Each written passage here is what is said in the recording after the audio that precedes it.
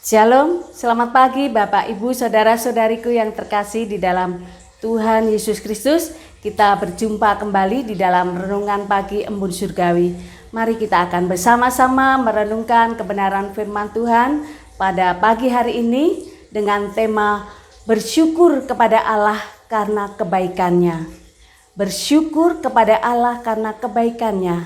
Firman Tuhan terambil di dalam Kitab Ulangan pasal yang ke-8 ayat 1 dan 6. Demikianlah bunyi firman Tuhan.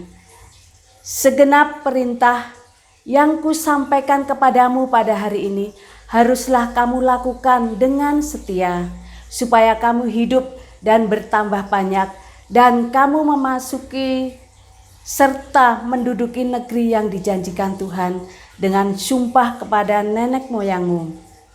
Oleh sebab itu, haruslah engkau berpegang pada perintah Tuhan Allahmu dengan hidup menurut jalan yang ditunjukkannya dan dengan takut akan Dia. Bapak Ibu saudara-saudariku yang dikasihi oleh Tuhan Yesus Kristus, bersyukur kepada Allah karena kebaikannya.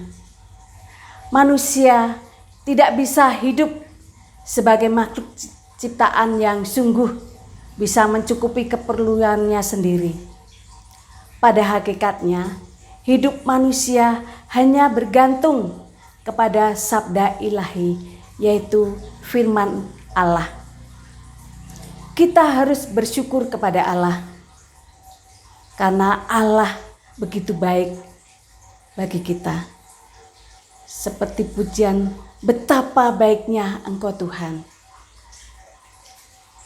Di dalam ayat yang ke-6 dikatakan, sebab itu haruslah engkau berpegang pada perintah Tuhan. Apa yang menjadi perintah Tuhan? Saat Musa memimpin bangsa Israel untuk memasuki tanah Kanaan, Musa mengikuti apa yang menjadi perintahnya Tuhan. Musa melakukan apa yang menjadi kemauannya Tuhan, itu harus berpegang pada perintah Tuhan. Allah sebagai ucapan syukur kita harus memiliki iman yang kuat, tidak mudah goyah saat diombang-ambingkan dengan berbagai masalah di dalam kehidupan dunia ini. Saudaraku yang dikasihi oleh Tuhan Yesus Kristus, bersyukur kepada Allah yaitu dengan hidup harus berpegang kepada perintah Tuhan. Yang kedua, bersyukur kepada Allah karena kebaikannya, kita harus menurut jalan yang ditunjukkannya dengan pimpinan Roh Kudus. Tuhan yang memimpin aku. Apa yang dilakukan oleh Tuhan? Di saat kita mengalami berbagai macam masalah, Tuhan yang memimpin kita. Dan kita harus hidup menurut jalan yang ditunjukkannya dengan pimpinan Roh Kudus. Roh Kudus yang memimpin kita untuk menuju jalan yang benar, jalan yang harus kita ikuti. Firman Tuhan berkata, akulah jalan kebenaran dan hidup.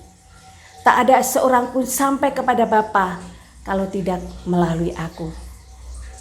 Kita harus berjalan mengikuti apa yang jadi kehendak Tuhan. Di dalam kitab Yesaya 55 ayat 8 dikatakan, sebab rancanganku bukanlah rancanganmu, dan jalanmu bukanlah jalanku. Demikianlah firman Tuhan. Kita harus mengikuti apa yang menjadi rencana Tuhan, apa yang menjadi rancangan Tuhan di dalam kehidupan kita. Saudaraku yang dikasihi oleh Tuhan Yesus Kristus, hidup berpegang pada perintah Tuhan, hidup menurut jalan yang ditunjukkannya, dan yang terakhir, kita harus takut akan Tuhan.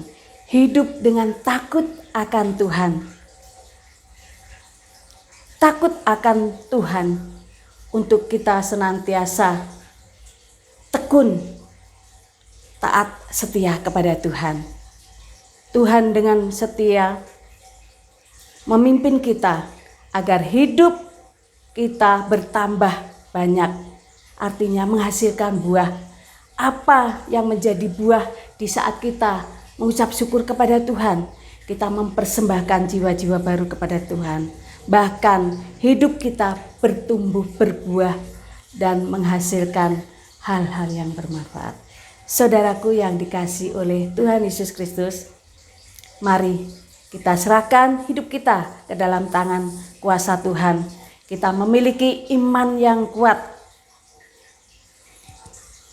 agar hidup kita bertambah banyak menghasilkan buah.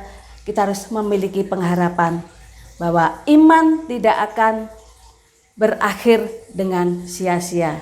Buat apa berpengharapan tapi tidak ada imannya?